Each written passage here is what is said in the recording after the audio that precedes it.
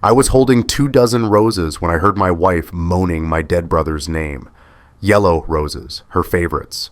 The kind with tight buds that slowly opened, smelling like honey and promise. I'd left work early, 3 hours early, because it was our anniversary. 12 years. I had dinner reservations at the place where I proposed. I had a card in my pocket that took me 40 minutes to write because I wanted every word to be perfect. Some promises you keep. Some promises keep you.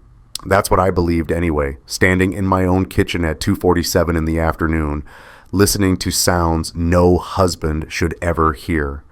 The house was supposed to be empty. Sarah worked until 5. The kids wouldn't be home from school for another hour. But there was a car in the driveway I didn't recognize. A silver Mercedes with dealer plates, keys on the counter next to Sarah's phone. Her phone that kept lighting up, buzzing, message after message. I stood there like an idiot holding those roses, watching her phone vibrate across the granite. Then I heard it, her voice, higher than normal, breathless, and a name I hadn't heard spoken aloud in 3 years. Oh God, David, David. My brother David, dead at 32 from a motorcycle accident, dead and buried, and I moved toward the stairs. The flowers were heavy in my hands, thorns pressing through the paper wrapping. Each step creaked. The old house announced me, but they didn't hear, or didn't care. Their bedroom door was open, not wide open, just enough. Just that crack of space that changes everything. I saw his back first, broad shoulders, expensive suit jacket thrown over my reading chair. Then her hand, wedding ring still on, gripping his shoulder blade, and her face, eyes closed, mouth open, making sounds I used to think were just for me. The roses hit the floor, that soft thud of petals on hardwood.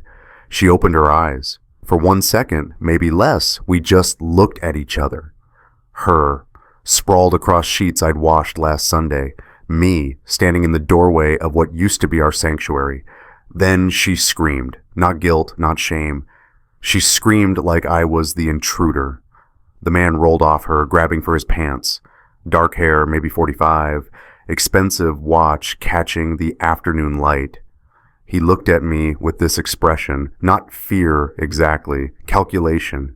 Christ, he muttered, you said he worked until 6. That's what broke me out of shock, not the affair, the planning. You said? My voice sounded far away, like someone else was using it. How long? Sarah wrapped the sheet around herself, and that small gesture, that modesty after what I'd just seen, made me laugh. Actual laughter, sharp and wrong. Michael, I can explain, how long have you been fucking someone in our bed and calling him my dead brother's name? The man, putting on his pants now, calm as if he was just getting dressed for work, cleared his throat. I think we should all take a breath and... Who the hell are you? Marcus Webb. I'm Sarah's attorney. Attorney? The word hung there, gaining weight. Your... attorney. Sarah was crying now, or pretending to. Hard to tell. Michael, please. This isn't what you think. I think I just caught you having an affair. It's more complicated than that. She stood up, sheet wrapped around her like a toga, and there was something in her face I'd never seen before, something cold underneath the tears. We need to talk, calmly, like adults. Marcus, her attorney, her lover, this stranger in my bedroom, was fully dressed now, checking his phone. Sarah, I'll wait downstairs, give you two some privacy. The audacity, the sheer fucking audacity. Get out of my house. He looked at Sarah. She nodded, some signal between them I wasn't supposed to understand. He walked past me, close enough that I could smell his cologne, expensive, woody. At the door, he turned back. For what it's worth, this was always going to come out. Maybe it's better this way. Then he was gone. Footsteps on the stairs, and I was alone with my wife.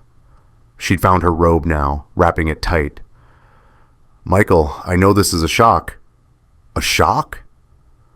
The laugh came back, that hysterical edge. We're way past shock, Sarah. I wanted to tell you. I've been trying to find the right time. The right time? How about before you fucked him? How about before you... I stopped. Something caught my eye through the bedroom door. My home office across the hall. The door I always kept closed was open. Papers spread across my desk. My desk.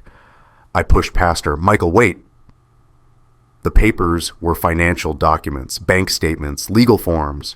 I recognized my mother's name before I understood what I was seeing. Power of attorney. Grantor Margaret Ann Winters. Attorney in fact, Sarah Marie Winters. My mother, who'd been dead for 11 months. What is this? Sarah was behind me now, her hand on my shoulder, but I shook it off. Michael, let me explain. The signature at the bottom was perfect. My mother's signature, that looping M she'd practiced as a girl, teaching herself to write fancy because she thought it was elegant. I'd seen that signature my whole life. On birthday cards, on my college loan papers, on the deed to this house when she helped us with the down payment. But this signature was dated March 15th, 2024, 3 weeks ago. I turned slowly. Sarah had backed toward the door, hand over her mouth, and I realized she was doing the math, watching me do the math. Mom died November 12th. Michael, this is dated March 15th, 4 months after her funeral. I can explain. Did you forge my dead mother's signature? The question landed like a physical blow. She actually flinched, and in that flinch, I saw it. All of it. The affair wasn't the betrayal. This was. How long had you been lying? The words came out quiet, deadly quiet. And what else have you taken from me? She opened her mouth, closed it, opened it again. You don't understand, she finally said. I did this for us, for our family, for our future. She held out an envelope, white, letter-sized, expensive paper, the kind lawyers use. I took it because what else was I supposed to do? Inside were more documents, bank statements showing transfers, large transfers, $180,000 from my mother's accounts to accounts I didn't recognize. Dates going back months, some from before Mom died, most from after. The signature was perfect, too perfect. Because my mother had been dead for 11 months. And that's when I knew, really knew, that my wife hadn't just betrayed me. She'd stolen from my dead mother. I didn't sleep that night. Sarah tried to talk, tried to explain, but I sent her to her sister's house. She went without much fight, which should have told me something. Marcus's number was in her recent calls, 63 times in the past week alone. The kids were at their friend's house for a sleepover, thank God. Emma, my 7-year-old, and Jack, who'd just turned 5. They didn't need to see this. Didn't need to see me sitting at the kitchen table at 3 a.m, surrounded by papers, trying to understand how my life had detonated. The roses were still on the floor by the stairs, petals everywhere, wilted now, dying. I kept coming back to one question. Why David's name? My brother had been dead for 3 years. Motorcycle accident on Highway 9, a wet road, a truck that didn't see him. Sarah had cried at the funeral. She'd held me while I couldn't hold myself together. She'd said all the right things. Was she sleeping with someone even then? Thinking of my dead brother while, I couldn't finish the thought. Instead, I went to Emma's room. My daughter's room was exactly what you'd expect from a 7-year-old. Princess posters, stuffed animals, a desk covered in art supplies. She loved to draw. She'd cover pages and pages with crayons, making families and houses and gardens and pets we didn't have. I don't know what made me look in her desk drawer. Instinct, maybe, or just desperate need for something innocent, something pure in this wreckage. I found a stack of drawings, maybe 20 of them, dated and organized the way Emma organized everything. She got that from her grandmother. Margaret had kept everything labeled, filed, perfect. The first drawing was dated 6 months ago, September. A family portrait, the kind kids draw with big heads and stick bodies and smiles. Mom, Dad, Emma, Jack, everyone holding hands. The second drawing was dated a week later. Same family, but there was a fifth figure now. A man, tall, dark hair, labeled in Emma's careful first-grade handwriting, Mr. Marcus. I stared at that name, Marcus Webb, Sarah's attorney, Sarah's lover. My 7-year-old daughter had been drawing him for 6 months. I flipped through the stack. More drawings of Mr. Marcus, him at our dinner table, him in our backyard, him standing next to Mommy, always next to Mommy. Then halfway through the stack, a drawing that made my hands shake. It showed a door, red crayon, dark red, the color Emma used when she was upset. A closed door with a big lock drawn on it. On one side of the door, 2 stick figures, Emma and Jack. On the other side, 2 adult figures. The crayon had pressed so hard it tore through the paper. At the bottom, in careful letters, "Why does Mommy lock the door?" I sat on Emma's floor, holding that drawing, and something inside me broke that hadn't broken yet. She knew. My baby girl knew something was wrong. She tried to tell me in the only way she knew how. With pictures, with questions hidden in crayon and construction paper, and I hadn't seen it. If you've ever had a moment where your entire reality collapsed in seconds, where one piece of evidence changed everything, you're not alone. I thought I was paying attention. I thought I was a good father, a good husband. I thought I knew my family. I was wrong about everything. By sunrise, I'd moved from Emma's room to my office, and I was no longer just a shocked husband. I was an investigator. Sarah's laptop was still here. She'd taken her phone, but she'd forgotten the laptop, or maybe thought it didn't matter. We shared the password, her birthday, our anniversary, the kids' names. I'd never had a reason to look before. Now I had every reason. Her email was a roadmap of betrayal. Messages to Marcus going back 2 years.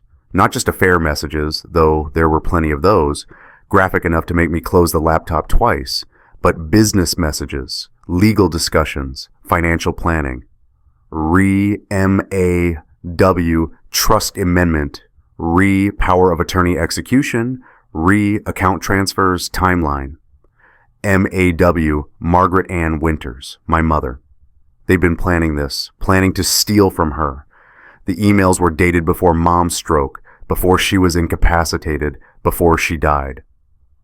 One email from Marcus to Sarah dated July 2023, 4 months before Mom died.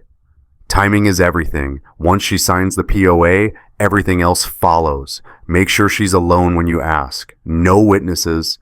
And keep bringing up Michael's financial stress. Make her worried about him losing the house. She'll want to help by giving you authority. Sarah's response, she trusts me. This will be easy. Easy.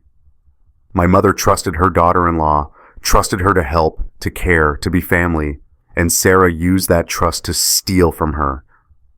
I kept digging, found text messages she'd backed up to the cloud, thinking they were deleted from her phone. 2 years of conversations with Marcus, intimate, detailed, planning not just an affair, but an exit strategy. Once we have access to M's accounts, I can leave him. How much do you think we can get? At least $400K, maybe more if we do this right. They weren't just lovers, they were co-conspirators. I found photos next, dozens of them. Sarah and Marcus at hotels, at restaurants, at places I recognized, places she'd told me were work trips or sister emergencies. The timestamps proved the lies. Dates when she'd kissed me goodbye, promised she'd miss me, then met him. There were screenshots of wire transfers. Account numbers I didn't recognize. Money moving from my mother's accounts to offshore holdings to LLCs with vague names to Marcus's personal accounts. Then I found the folder, simple label, Trust Documents. Inside were drafts of a will, my mother's will, versions with different beneficiaries, different splits, different executors. The newest version, dated 2 weeks before Mom's stroke, left everything to Sarah, made Sarah the executor, cut me out completely. But I'd seen Mom's actual will after she died, the one her real attorney had on file, That one left everything to me and the kids, with Sarah as trustee only if I died. These documents in this folder, forgeries, drafts, plans. They'd been planning this since before my mother died. The thought came unbidden, unwanted. What if Mom's stroke wasn't natural? I slammed the laptop shut. Couldn't go there. Not yet. Not without I needed help.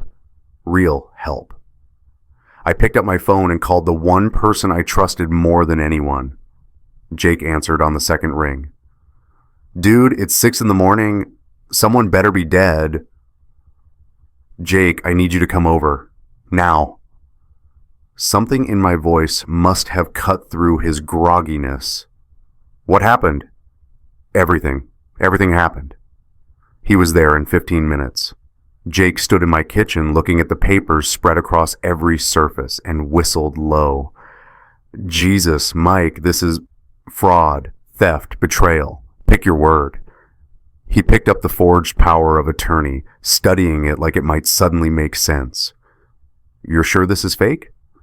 Mom died in November. This is dated March, unless she signed it from the grave. Okay. He set it down carefully, like it might explode. What do you need? A lawyer, a real one, not whatever Marcus Webb is. Jake pulled out his phone. I know someone, Davidson. He handled my dad's estate. He's good, and he's honest. Can he see me today? Man, it's Saturday. Jake. He looked at me, really looked at me, and whatever he saw made him dial. Yeah, I'll call him. Attorney Robert Davidson met me at his office 3 hours later. Saturday or not, Jake had convinced him this was urgent. Davidson was maybe 60, gray hair, kind eyes, but sharp. The kind of sharp that didn't miss details. His office smelled like old books and coffee, walls lined with law journals and family photos. I gave him everything, the papers, the emails, the photos, Emma's drawings. 2 hours of my life reduced to evidence in manila folders. He listened without interrupting, taking notes in precise handwriting. When I finished, he sat back, fingers steepled. Mr. Winters, I'm going to be direct with you. What you're describing is felony fraud, identity theft, and elder financial abuse. Those are criminal charges, but there was always a but. But proving criminal intent is difficult. Your wife will claim she had permission, that your mother gave verbal consent, that this was all a misunderstanding. And in family court, which is where custody will be decided, adultery means almost nothing. We're a no-fault divorce state. My heart sank. So she gets away with it. I didn't say that. He pulled out a document from his desk. You said you had a prenuptial agreement? I'd forgotten about that.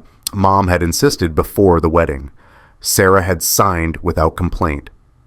Davidson read it, and I saw something change in his face.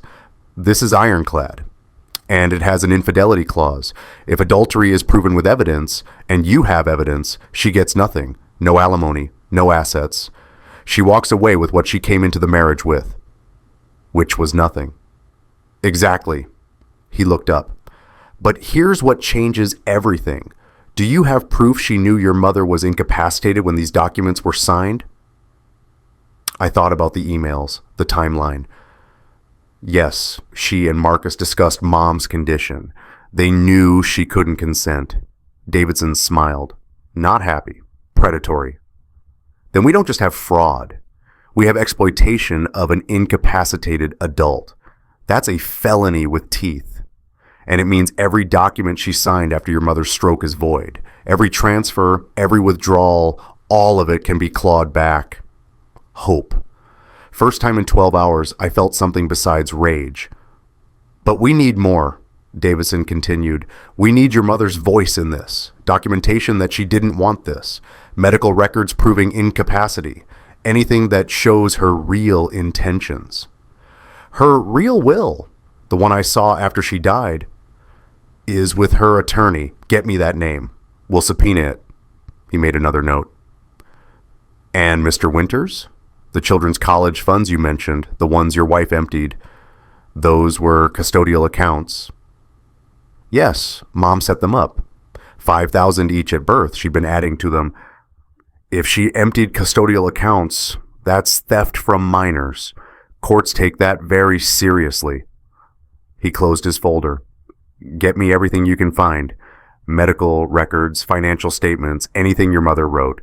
Letters, journals, emails. We need her testimony, even if it's from beyond the grave. That phrase stuck with me. Testimony from beyond the grave. I went home, couldn't call it home anymore, just the house, and started searching. Not Sarah's things this time, Mom's things. The boxes I'd packed from her apartment after she died, stored in our attic because I couldn't bear to go through them. I went through them now. Clothes that still smelled like her perfume. Lavender, always lavender. Books with her notes in the margins. Photo albums of me growing up, of David, of grandchildren she'd barely gotten to know. Then, in a box labeled Personal Margaret, I found her journal. Blue leather, worn at edges. Her handwriting, shaky from arthritis but determined. The same handwriting that had signed checks for my school trips. Notes in my lunchbox, birthday cards every year without fail. I opened it and Mom's voice filled the room. January 3rd, 2023. Sarah asked about my will today. Said she was just curious about how things were structured. Something about her tone bothered me, like she was fishing. January 15th. She brought it up again, this time with Michael in the room, but directing the questions at me. Just want to make sure everything's in order, Mom. When did she start calling me Mom? It always feels performative. February 8th. Michael looked so stressed today. Sarah made sure I saw it. Kept mentioning money problems, the mortgage, Jack's therapy bills. I don't think Michael knows she's doing this, building a narrative. My hands shook. Mom had seen it. She'd known. March 19th. Sarah asked me to sign some papers today. Said Michael was too proud to ask for help, but they needed money. Power of attorney, she called it. Just in case something happens to you, Mom, so I can help Michael. I told her I needed to think about it. She looked angry. Actually angry. I've never seen that side of her. April 2nd. I'm changing my will. Sarah's asked about it 3 times now. My attorney is out of town until next week, but the moment he's back, I'm making changes. I don't trust this. I don't trust her. April 5th. Felt dizzy today. Sarah brought me tea. Kept insisting I drink it. Said it would help. After she left, I poured it out. I'm being paranoid, I know, but something's wrong. I can feel it. April 7th. Michael came by. He looked so tired. I wanted to tell him about Sarah, about my concerns, but he loves her. He has children with her. What if I'm wrong? What if I'm just a bitter old woman who can't accept that her son has his own family now? The entry broke off mid-sentence. The next page was blank. I checked the date. April 8th, 2023, the day Mom had her stroke. The day she collapsed in her apartment alone, and by the time the neighbor found her, it was too late. Brain damage, incapacitated. She lived 8 more months, but she was never really there again. 8 months of watching her slowly fade, visiting her in the care facility, holding her hand while she stared at nothing. 8 months that Sarah had used to empty her accounts. I turned to the last pages of the journal. Tucked in the back were envelopes, letters, addressed but never mailed. One to Emma, one to Jack, one to me. I opened mine with shaking hands. My dearest Michael, if you're reading this, I'm gone. And if things have gone the way I fear they might, you're reading this in a time of trouble. I need you to know. I saw. I questioned. I tried to protect what I could. Your father and I built something together. We wanted it to go to you, to your children, to keep them safe. But I'm afraid Sarah sees it differently. She sees it as hers. She's asked about money, about my will, about power of attorney. She's pushing Michael hard. I've spoken with my attorney, Harold Green at Green & Associates. He has my real will, the one leaving everything to you and the children, with Sarah as trustee only if you pass. That's the only valid will. Anything else is a lie. I've also left something for Emma and Jack, letters, photos, things I want them to know about their family, their history. Sarah doesn't know about these. Don't let her keep them from my grandchildren. And Michael, if you're reading this in crisis, if things have fallen apart, Remember what I taught you. Some promises you keep. Some promises keep you. The ones worth keeping are the ones made to people who'd keep them back. Sarah made promises to you, to me, to those babies. I don't think she means to keep them. Fight for those babies, Michael. Fight like your father would have fought. Like I would fight if I could. I believe in you. I love you, Mom. The last entry, 3 days before the stroke. I need to change my will. Sarah asked about it again today. Something's wrong.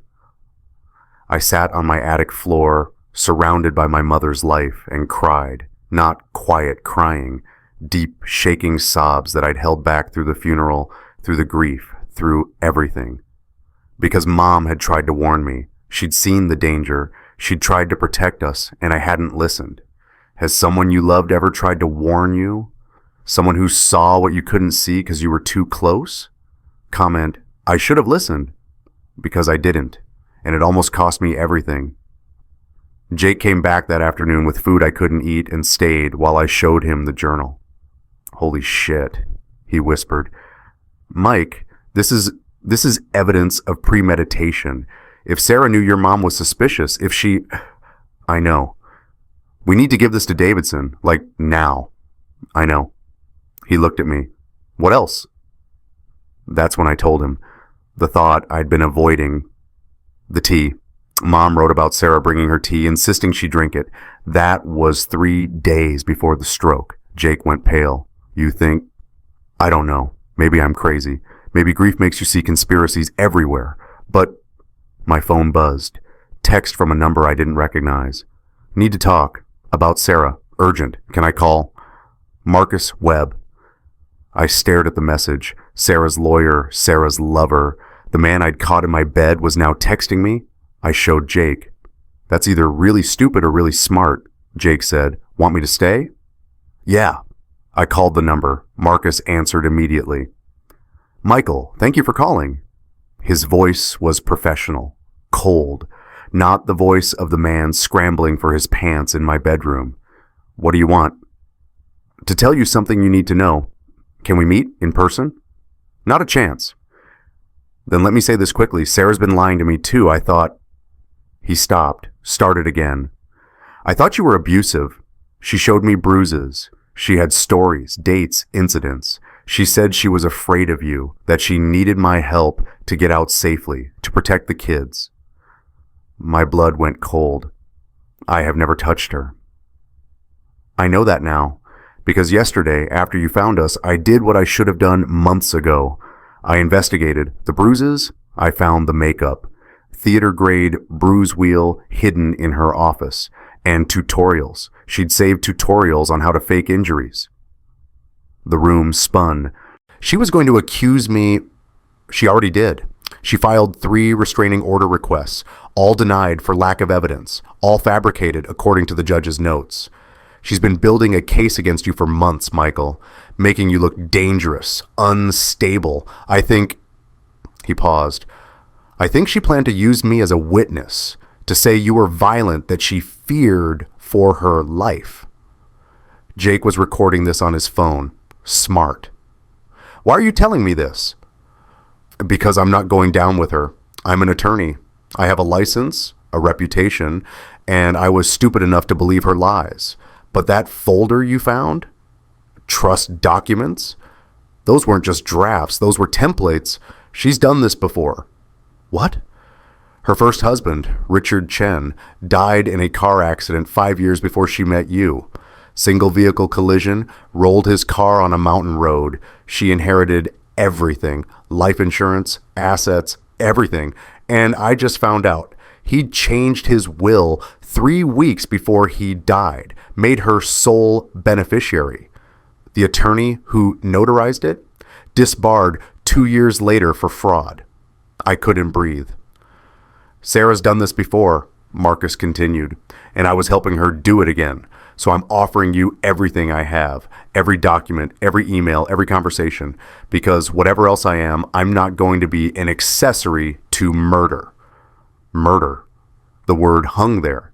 The medical examiner, I said slowly. Is it too late to reopen my mother's case? Not if you have cause. And with this journal, with the timeline, that's cause. Monday morning, Sarah tried to pick up Emma and Jack from school.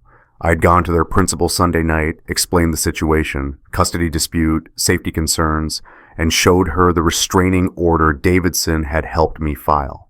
Temporary, but enough. Mrs. Chen, the principal, no relation to Sarah's dead first husband, had been sympathetic but professional. We'll need documentation, and Mr. Winters, the children come first. Whatever's happening between you and your wife, they're our priority. They're my priority too. So when Sarah showed up at 1:30 p.m. on Monday, trying to sign Emma and Jack out early, Mrs. Chen called me. I was there in 8 minutes. Sarah was in the office, dressed for court, power suit, perfect makeup, her professional voice in full effect. "This is ridiculous," she was saying. "I'm their mother. I have every right." "Ms. Winters," Mrs. Chen interrupted gently, "there's a custody order in place. Until it's resolved, we need both parents' consent for early dismissal. He's unstable. I've documented his erratic behavior, his anger issues." I walked in. "What anger issues?" She spun around and I saw real fear flash across her face, just for a second. "Michael, I was just trying to see my children."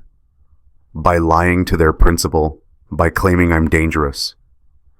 Mrs. Chen held up a hand. "Let's all take a breath. Mr. Winters, perhaps you and Ms. Winters should discuss this outside." "I want my children," Sarah said, voice rising. "He's poisoning them against me, filling their heads with lies." "What lies?" I kept my voice level. Davidson had coached me, stay calm, stay factual. "That you had an affair? They don't know that? That you stole from my mother? They don't know that either. What they know is that mommy and daddy are having problems, and right now they need stability." "Stability?" Sarah laughed, sharp. "You call interrogating them about me stability? I've never interrogated them. Emma told me..." "When did Emma tell you anything? You haven't seen them since Saturday." She froze, caught. Mrs. Chen's expression changed. "Ms. Winters, have you been contacting the children through unauthorized means?" "I'm their mother." "That's not what I asked." A knock on the office door. Miss Rodriguez, Emma's teacher, with Emma holding her hand. My 7-year-old daughter looked tiny in her school uniform, clutching her backpack. "Emma wanted to see what was happening," Miss Rodriguez said apologetically. Emma looked at me, then at Sarah, then back at me. "Daddy?" I knelt down. "Hey, sweetheart, everything's okay?" "Mommy said..." Emma stopped, looked at Sarah. "Mommy said you were going to leave us." My heart broke. "Baby, I'm not leaving, I promise." "Emma, honey," Sarah started, moving toward her. Emma stepped back, small step but definite, away from her mother, toward me. Sarah saw it, we all saw it. "Emma, Marie Winters." "Ms. Winters," Mrs. Chen said firmly, "I think it's best if you leave." "I'm not leaving without my daughter. Then I'll call security and the police." The room went silent. Sarah looked at each of us, Mrs. Chen, Ms. Rodriguez, me, Emma, calculating. Then her face crumpled, tears instant and perfect. "Michael, please. They're my babies. You can't do this. You can't take them from me." Emma was shaking. I picked her up, held her close. "You took everything else," I said quietly. "You don't get them too." Sarah left, but her last look at Emma was pure venom. When she was gone, Mrs. Chen asked Emma gently, "Sweetheart, can you tell me what Mommy said would happen?" Emma buried her face in my shoulder. "She said Daddy was bad, that he was going to leave us like Grandma left, that Mr. Marcus was going to be our new daddy." Mrs. Rodriguez gasped softly. "Emma," Mrs. Chen continued, voice so gentle, "do you feel safe with Daddy?" Emma nodded against my chest. "Do you feel safe with Mommy?" Emma went very still, then so quietly I almost missed it. "She yells a lot now, when Daddy's not there, and she's always on the phone with Mr. Marcus. She says Daddy's bad, but Daddy's not bad." Mrs. Chen looked at me, then at Ms. Rodriguez. I'm mandated to report this, you understand? I nodded. I understand. That night, a child psychologist came to the house. Dr. Patricia Reeves, kind eyes, patient voice.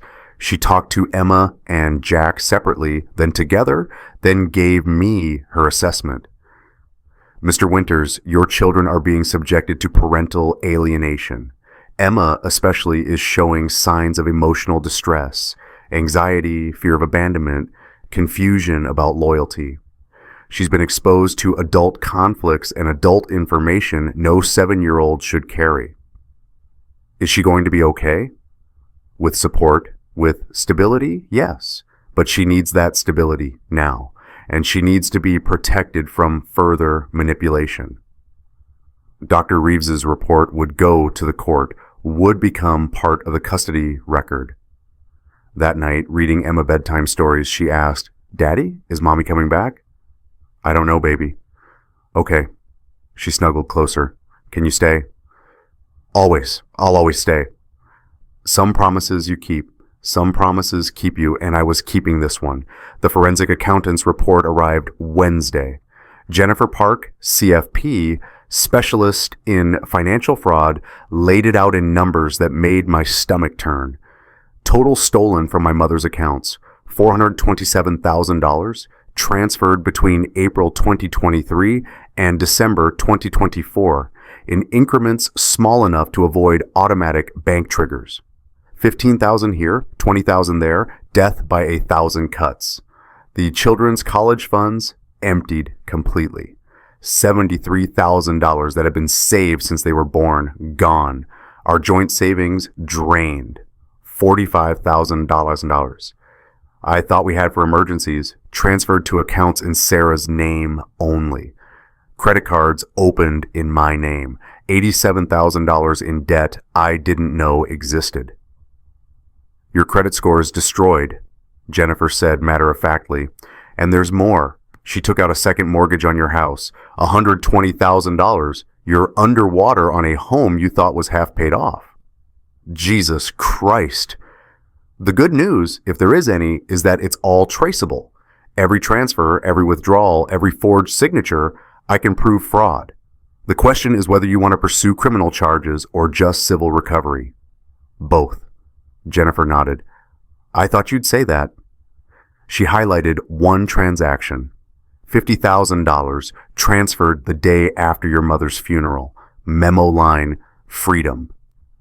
I stared at that word, freedom. My mother's funeral. The day we buried her. The day I could barely stand, Jake holding me up through the eulogy. Sarah had been there crying, comforting me, playing the devoted daughter-in-law. And that same day she'd stolen $50,000 and called it freedom.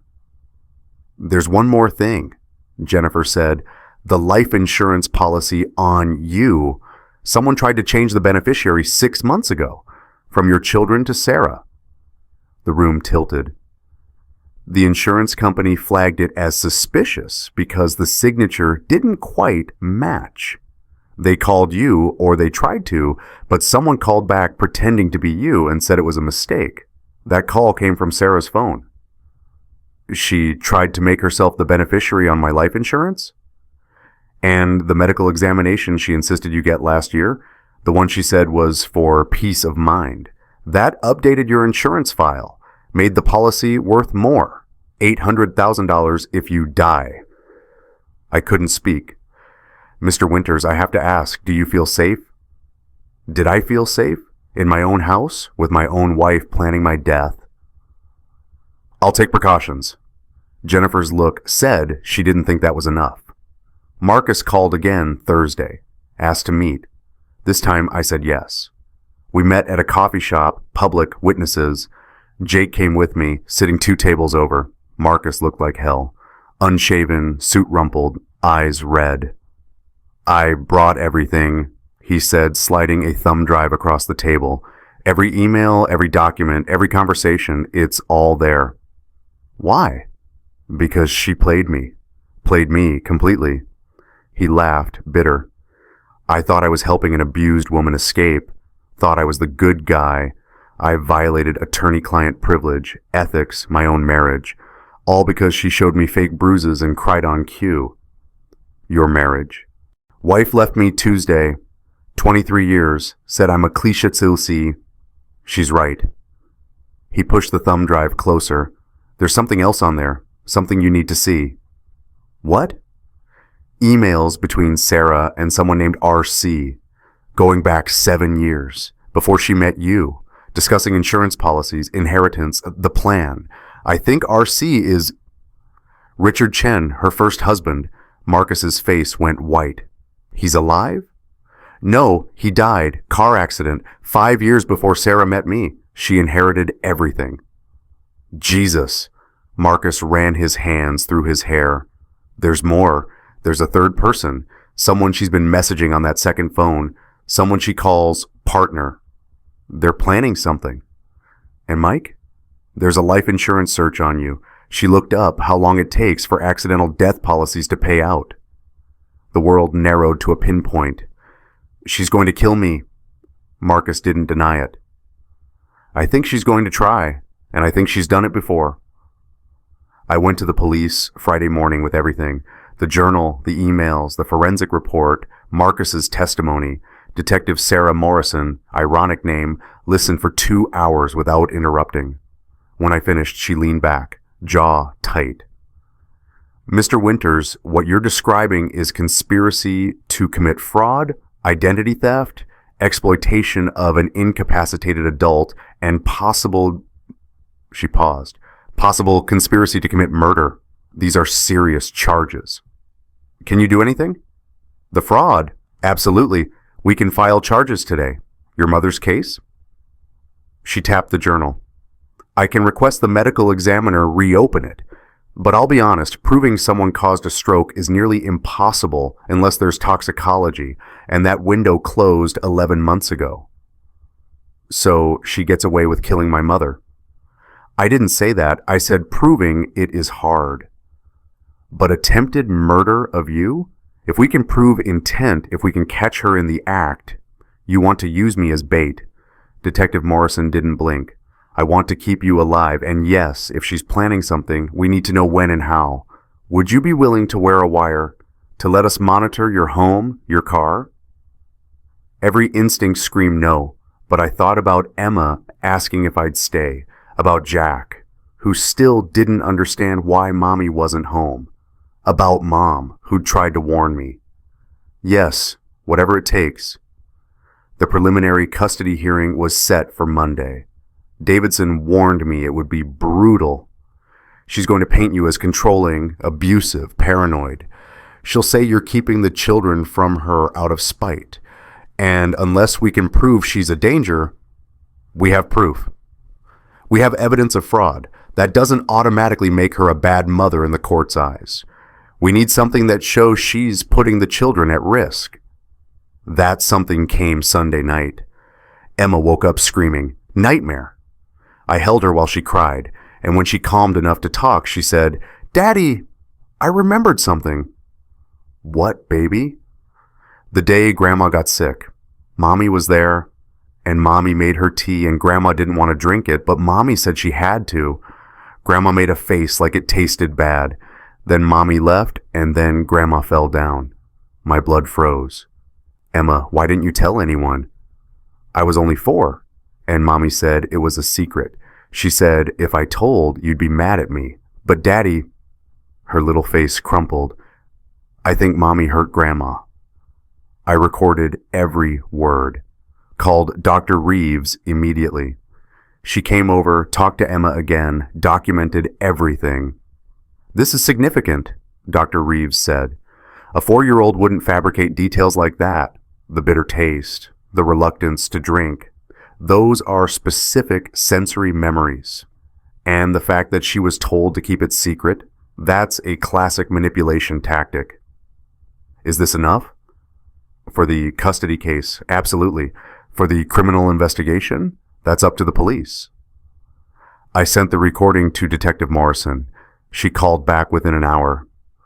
"We're reopening your mother's case. I'm requesting an exhumation order. If there were toxins, certain ones can still be detected in hair and bone marrow. It's a long shot, but it's something. Monday morning, family court. Davidson had prepped me. Stay calm. Answer only what's asked. Don't let her get to you. Sarah arrived with a new lawyer. Marcus had refused to represent her once he knew the truth. Her new attorney was young, aggressive, a shark in a cheap suit. The hearing was supposed to be routine. Temporary custody arrangements while the divorce proceeded. It was anything but routine.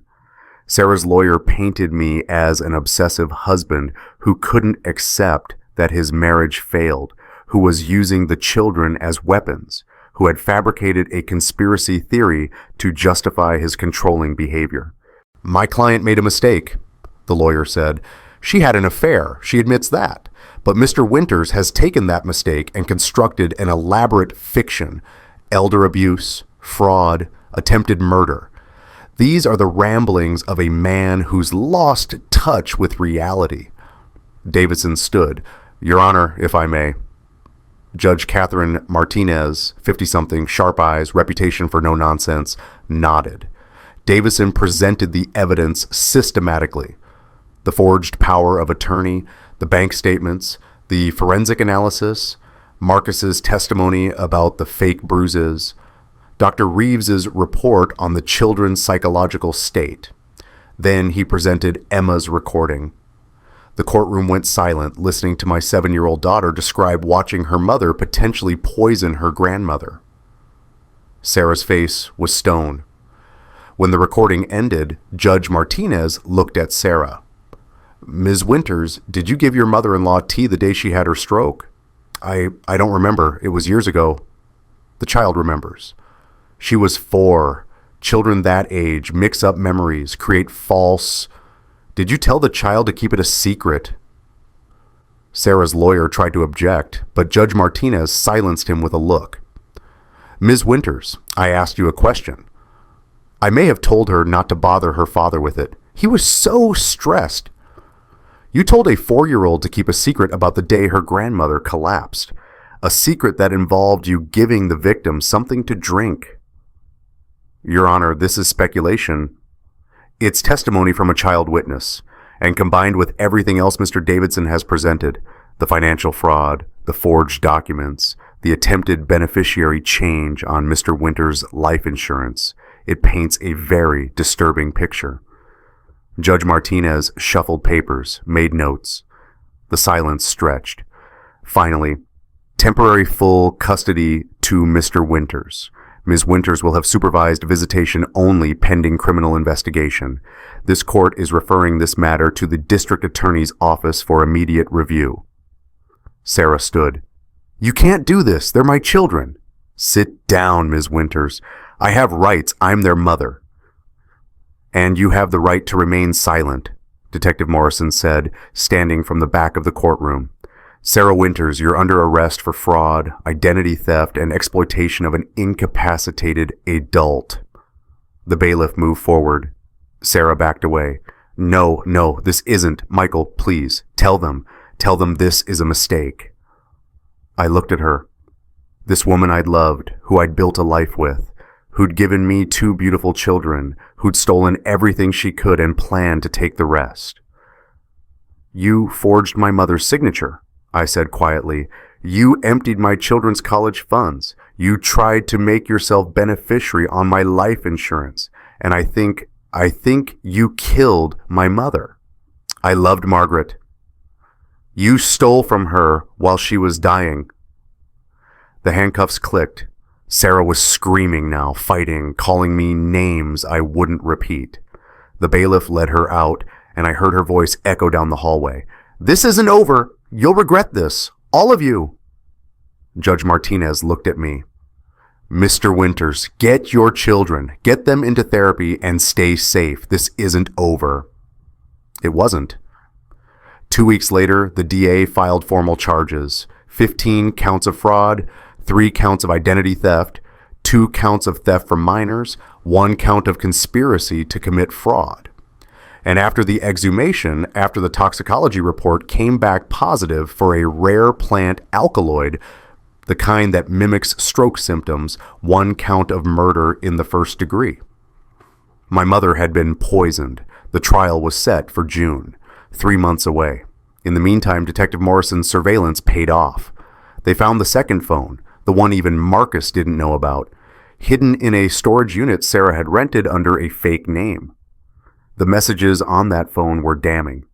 Conversations with someone identified only as partner, later identified as Sarah's cousin, a woman named Diana who had a record for insurance fraud. The messages laid out a plan. Wait until custody was settled. Wait until I seemed stable, happy, moving on. Then arrange an accident, car brake failure, carbon monoxide leak, something plausible. The life insurance would pay Diana $200,000 for her help. Sarah would get the rest, over $600,000, plus my half of the house, plus whatever was left of Mom's estate. Once he's gone, everything falls into place. That phrase appeared 3 times in the messages. The same phrase from the email about my mother. Sarah had used the same playbook twice. And according to the investigators who dug deeper into Richard Chen's death, the first husband, she'd used it before. His brake line had been cut. Investigation ruled it accidental. But now, with context, with pattern, they reopened that case too. Sarah wasn't just a thief. She was a serial killer. The trial was exactly what you'd expect. Media circus, daily headlines, cameras outside the courthouse. I testified for 6 hours over 2 days. Walked the jury through everything, the discovery, the journal, the evidence, the children's testimony. Sarah's defense tried to paint me as vindictive, tried to claim Mom had given permission for everything, tried to suggest the journal was forged. Then Davidson called his expert witness, a handwriting analyst who proved beyond doubt that the power of attorney signatures were forged, traced from real signatures, but done after death. A toxicologist who explained how the poison worked, how it caused stroke-like symptoms, how it would have been undetectable without specifically looking for it. A forensic psychologist who explained narcissistic personality disorder, financial predation, and the psychology of Black Widow killers. Marcus testified, explained how Sarah had manipulated him, shown him fake evidence of abuse, used him as both alibi and scapegoat. Emma testified in closed session. Judge Martinez had fought to keep her off the stand, too traumatic for a 7-year-old, but the prosecution argued her testimony was crucial. In the end, they compromised. Video testimony with Dr. Reeves present, shown only to the jury. I wasn't allowed to watch, but Davidson told me afterward that Emma was brave, honest, told the truth the way only a child can, simple and devastating. Jake testified about the day I called him, about Sarah's attempts to manipulate him, get him to lie about my mental state, about the voice memo Sarah had sent him. Just tell them he's been acting paranoid. I need this to work. The jury heard that recording. Then came the moment that sealed it. Davidson had saved one piece of evidence, something the police had found in Mom's safety deposit box, something Mom had recorded 3 weeks before her stroke, a video message. The prosecution played it on the courtroom screens. Mom appeared, sitting in her living room. She looked tired, thinner than I remembered from that time, worried. "If you're watching this," her voice said, and I had to grip the table to keep from breaking, "I'm gone. And if Sarah is causing trouble..." She looked directly at the camera, directly at me. "Son, I knew. I saw. I tried to protect what I could." She explained everything, her suspicions, Sarah's questions about money, the pressure to sign papers, the fear. "The will Sarah might show you, that's not my will. My real will is with Harold Green. He knows the truth. And there's one more thing." Mom smiled, sad and knowing. "I've hidden a copy of my real will where Sarah would never look, in the garden, under the roses. Your father planted those roses when you were born, Michael. He said they'd outlive us all. He was right. Dig under the third bush from the gate. There's a waterproof container. Everything you need is in there. She leaned closer to the camera. Fight for those babies. I believe in you. And remember, family means people who stay. The video ended. The courtroom was silent except for quiet crying. Judge Martinez asked the prosecution if they'd recovered the will from the garden. Yes, Your Honor, found exactly where Mrs. Winters indicated. The will contradicts every document the defendant presented, and it includes a codicil specifically revoking any power of attorney Sarah Winters might claim. Sarah's lawyer slumped in his chair. The defense rested without calling Sarah to the stand. Smart. She'd have been torn apart. Closing arguments took 1 day. The jury deliberated for 6 hours. When they came back, the foreperson was crying. On the count of murder in the first degree, how do you find? Guilty. On the count of fraud? Guilty. Every count. Guilty. 15 guilty verdicts. Judge Martinez set sentencing for 2 weeks later. Sarah was remanded without bail. As they led her away, she turned back one last time, looked at me with pure hatred. But I wasn't looking at her. I was looking at Emma, sitting in the gallery with Jake and his wife, holding my hand across the rail. Sentencing day, Judge Martinez didn't mince words. Ms. Winters, you exploited trust, manipulated love, and ended a life. You stole from children. You attempted to destroy a family for financial gain. You represent everything this court system was designed to prevent. 25 years to life for murder, consecutive sentences for fraud and theft, over 50 years total. Sarah would die in prison. She screamed, called me every name, promised revenge, promised her appeals would succeed, promised I'd regret this. I felt nothing. Here's the question everyone asks. Should I have seen it sooner? Comment yet for the signs were there, or mucking for you couldn't have known. I'm curious what you think, because I asked myself that question every day for months. The therapy helped. Dr. Reeves worked with me and the kids, helped us process, helped us heal. Emma had nightmares for a while. Jack, who was only 5, didn't fully understand why Mommy wasn't coming home. We told them age-appropriate truths. Mommy made bad choices. Mommy hurt people. Mommy has to stay away now so she can't hurt anyone else. Emma asked, did Mommy love us? Hardest question of my life. I think she loved the idea of you. But real love means you put people first. Your grandma had real love. That's the kind of love we're going to have in this family. The money recovery took longer than the trial, but eventually most of it came back. Mom's estate, the kids' college funds, our savings. The house was still underwater, but manageable. I sold it anyway. Too many ghosts. We moved closer to Jake and his family. Small house, big yard, room for the kids to play, to be kids, to forget. Emma started drawing again. Happy drawings, families with smiles, gardens with flowers. Speaking of flowers, the life insurance company cut a check. Not for my death, obviously, but as restitution for the fraud. It wasn't everything, but it was enough. Enough to pay off debts, enough to rebuild college funds, enough to breathe, and enough to buy roses. 1 year later, if someone you trusted had access to your accounts right now, would you know if they were stealing? I check everything now. Maybe that makes me paranoid, or maybe it makes me smart. Either way, the kids are protected. We visit Mom's grave every month, Emma insists. Today's visit was special. Anniversary of the verdict, anniversary of justice. Emma carried a small garden spade, Mom's old spade, the one I'd used to dig under the roses and find the will that saved us. She'd asked if she could use it to plant new roses at Grandma's grave. To say thank you, she'd explained, for keeping us safe. So here we were, spring morning, sunshine, birds, peace. Jack helped dig the holes.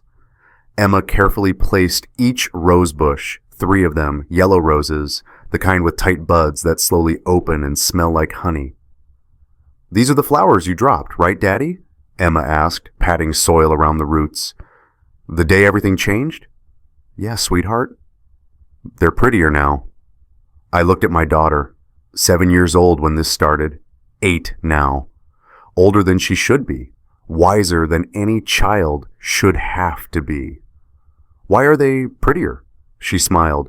Because Grandma's keeping them safe, and because, she touched the petals gently, because they mean something different now. They're not about mommy anymore. They're about us, about family. Out of the mouths of babes, Jack pointed at the headstone. Daddy, what's that say? I read it aloud. Margaret Ann Winters, beloved mother, grandmother. Family means people who stay. Did Grandma stay? Jack asked. Emma answered before I could. She's still here, Jack. Look. She pointed at the roses. She's in the flowers and in Daddy and in us because we stay. Some promises you keep. Some promises keep you. I'd started this story believing that meant blind loyalty. Vows made once and never broken, no matter what. But Emma was right. The promise wasn't about staying with someone who hurt you. It was about staying with the people who'd stay for you. Mom stayed. Even after death, her love protected us. Jake stayed through everything when I had nothing left. My kids stayed, innocent and brave and choosing me every day. And I stayed. For them. For us. For this family we were rebuilding from ashes. That's the promise worth keeping. We finished planting the roses as the sun rose higher. Emma watered them carefully. Jack added decorative stones he'd picked out himself. We sat together on the grass, quiet, letting the morning settle around us. Daddy? Emma asked, are we going to be okay? I pulled both kids close. Yeah, baby. We're going to be more than okay. How do you know? Because we have each other, and we're choosing each other. That's what family means. Not blood, not marriage certificates, just people who stay. Emma smiled, leaned her head on my shoulder. I'll always stay, Daddy. Me too, Jack chimed in. I know you will, and I'll stay too, always. Family isn't always blood. It's who stays. Share your found family story in the comments. The person who stayed when they didn't have to.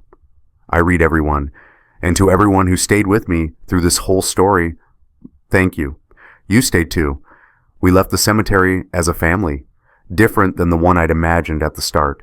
Smaller, scarred, but real.